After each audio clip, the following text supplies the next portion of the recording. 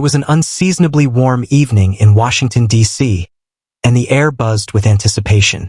Every major news channel was broadcasting live from the White House lawn, where an unexpected event had been scheduled. The world had grown accustomed to political speeches, grand rallies, and fiery debates, but this was different. The invitation had been vague, just a simple statement from the White House press office. A special address by Barron Trump, son of President Donald J. Trump. Barron Trump had largely stayed out of the political limelight, apart from occasional public appearances with his father and mother, Melania Trump. At 18, he was known for his towering height, quiet demeanor, and a mysterious aura that intrigued both supporters and critics alike. Yet, on this night, he was stepping onto the biggest stage of all. As the clock struck 8 p.m., Barron walked onto the platform. He was dressed sharply in a navy blue suit, his blonde hair combed neatly, his expression calm yet resolute. The murmurs of the gathered crowd faded as he approached the podium. Cameras zoomed in on his face. Was there nervousness in his eyes? A slight tremor in his hands? But when he spoke, his voice was clear, steady, and deliberate. Good evening, America. I stand before you tonight not just as the son of a president, but as a son who has watched his father be loved, hated, praised, and criticized. I have spent my life in the shadow of history, and tonight, I want to share the truth, my truth, about the man I know as Dad. The crowd, initially unsure of what to expect, now leaned in closer. His words were not scripted like a politician's. They carried the weight of something deeply personal. My father is not perfect, Barron continued. He is flawed, stubborn, and often misunderstood. But beyond the headlines, the tweets, and the controversies, I have witnessed a man who has fought battles few can comprehend. And I ask you tonight, do we truly know the cost of being Donald Trump? A hush fell over the crowd. Political commentators in newsrooms across the country suddenly sat up straighter. Was this going to be an endorsement of his father's legacy? Or a shocking revelation? Barron took a deep breath, his eyes scanning the sea of people before him. Let me take you back to the beginning, he said. To the moment I realized my father was not just my dad, but a force unlike any other. And with that, he began a story that would shake the world. The silence among the audience was thick with anticipation. Even seasoned journalists, used to hearing political speeches day in and day out, felt an unusual tension in the air. Barron Trump wasn't reading from a teleprompter. He was speaking straight from the heart. I was just a kid when my father first ran for president in 2016, Barron continued. I didn't understand politics. To me, my dad was just that, the guy who made me laugh, who taught me to stand tall and be confident, and who always told me that no dream was too big. A soft murmur rippled through the crowd. This was not the robotic, rehearsed speech of a politician's son. It was something raw, something real. Barron sighed, his hands gripping the edges of the podium for a moment. But as I grew older, I began to see the weight he carried. I remember watching him walk into rooms where half the people adored him, and the other half hated him before he even spoke a word. I watched him become the most talked about, criticized, and analyzed man on earth. And I watched my mother protect me from it all. He paused for a moment, glancing at the front row where Melania Trump sat. Even in the dim light, the cameras captured the brief but unmistakable warmth in her eyes. There were nights when I'd hear my parents talk in hushed voices about the dangers of the world. I remember the Secret Service always watching over me, making sure I was safe. I remember being told that I couldn't do what other kids my age could, because I was a Trump. His voice grew stronger, more resolute. Do you know what it's like to grow up with people assuming they know everything about you before you even say a word? To have classmates whisper behind your back, to have adults, grown adults, mock you online just because of your last name. A flicker of emotion crossed his face, but he quickly regained control. I am not here to complain. I am not here to ask for sympathy. I am here to tell the truth. The audience was hanging onto his every word. Even critics of his father couldn't deny the power in Barron's voice. For years, people have asked, who is Donald Trump really? What is he like when the cameras are off? Well, let me tell you what I know. He leaned forward slightly, as if letting the entire world in on a secret. Donald Trump is not a politician. He never was. He is a builder, a fighter, a man who doesn't back down, even when the odds are against him. Some call it arrogance. I call it conviction. There was a scattered round of applause, but Barron wasn't finished. And yet, behind closed doors, he is also a father who cares. A man who, despite everything, always made sure I knew I was loved. A man who, no matter how powerful, always took my calls. Always listened. His voice dropped to a softer tone, but it only made the moment feel more intense. You may not agree with him. You may not like him. But let me ask you something. Can you truly judge a man if you've never walked in his shoes? A ripple of murmurs moved through the crowd. The cameras zoomed in on the expressions of political analysts who, for once, seemed at a loss for words. For years, my father has been called many things.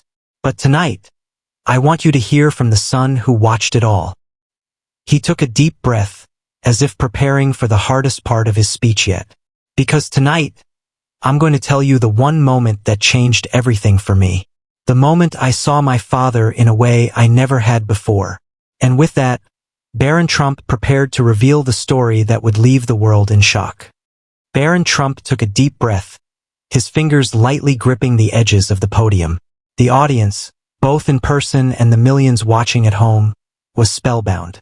Even the most skeptical critics were waiting, eager to hear what the youngest Trump had to say next. I want to take you back to a night that changed my life. It was November 3rd, 2020, election night. A murmur rippled through the crowd. Everyone remembered that night.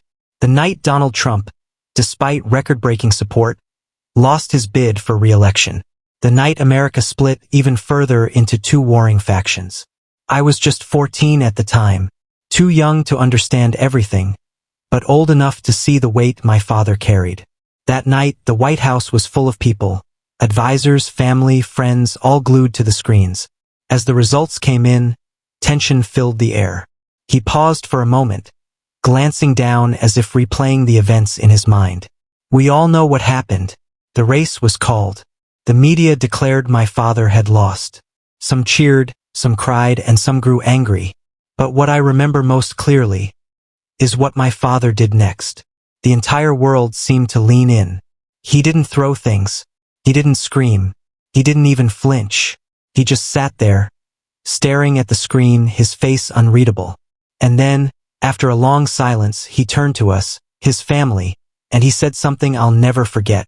Barron's voice dropped slightly, as if revealing a sacred memory. He said, "Well, we fought. We fought like hell. But the fight isn't over." A few in the audience gasped. Others nodded, recalling Trump's refusal to concede at the time. But Barron wasn't finished. Then he stood up. He adjusted his tie. And he walked out of the room like a man who had just won, not lost. Barron let the words sink in before continuing. That night, as the world debated and speculated, I found him alone in the Oval Office.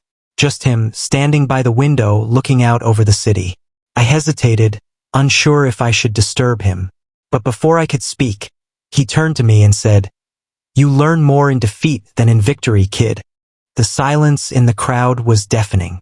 This was not the blustering, combative Trump they had seen on television. This was something different. I asked him, "Are you okay?" And do you know what he said? Barron's lips curled into a small, almost nostalgic smile. He said, "Of course I'm okay. I'm Donald Trump." Laughter and applause erupted from sections of the audience. It was classic Trump, bold, self-assured. But Barron's face grew serious. But then, after a pause, he added, "I just hope America will be okay too." The room fell silent again. The weight of those words, spoken by a father to his son, echoed far beyond the White House walls. That was the first time I saw the burden my father carried, not as a president, but as a man. That was the night I stopped seeing him as just my dad and started seeing him for what he truly was. A leader who never stopped believing, even when the world doubted him. Barron looked out at the sea of faces, some teary-eyed, others deep in thought. "Some of you may hate him," Some of you may love him. But I ask you this. Have you ever stopped to wonder what it's like to be him? To stand at the top and have the entire world try to tear you down? His voice grew more powerful, more commanding. I have watched my father rise and fall, fight and be fought against. But no matter what, he never quits. And that is why I stand here tonight, not as his son, but as someone who has seen firsthand what true resilience looks like. A wave of applause rippled through the audience. Now, let me tell you what happened next, because that was only the beginning. And with that, Barron Trump prepared to unveil the moment that would leave the world speechless. Barron Trump took a deep breath as the applause slowly faded. His presence on stage was no longer that of a quiet, overlooked teenager. He stood with the confidence of someone who had seen history unfold from the front row. After that night, something changed in me, Barron continued. I started to see my father differently, not as the man the media painted him to be, not even as the towering figure I had grown up with, but as someone who carried a responsibility few could ever understand. The audience remained captivated. Even those who had long criticized his father found themselves unable to look away. In the weeks that followed the election, while the world argued over results and legal battles, I saw something that no camera ever captured. My father wasn't sulking. He wasn't wallowing in defeat. He was planning. He was thinking 10 steps ahead, just like he always had. Barron's eyes scanned the crowd as he leaned slightly forward. One evening, I walked into his study and found him going through notes, articles, and polling data. He looked up at me and said, "Barron, do you know why I don't quit?" Barron mimicked his father's deep voice with surprising accuracy, earning a chuckle from sections of the audience. But then his tone grew serious again. I told him, "Because you don't like losing?" Barron shook his head with a small smile, as if laughing at his own naivety. But he shook his head and said, "No, kid, because losing is just the first step to winning again." The crowd stirred. The cameras zoomed in. The line was classic Trump, bold, defiant, and unshaken by adversity. At that moment, I realized something. My father wasn't just talking about elections. He was talking about life, about business, about success, about failure, about standing up, no matter how many times you get knocked down. Barron's voice grew stronger, his words cutting through the cold night air. And isn't that the American spirit? The idea that no matter how many times you're doubted, no matter how many times you're told you can't do something, you fight anyway. The crowd erupted in applause, some standing to their feet. It was a rare moment where politics seemed to fade, replaced by something more universal. A story of resilience, of persistence, of never backing down. For years, my father has been called many things, some good, some bad. But if there's one thing I've learned from him, it's this. You don't let the world decide who you are. You define yourself.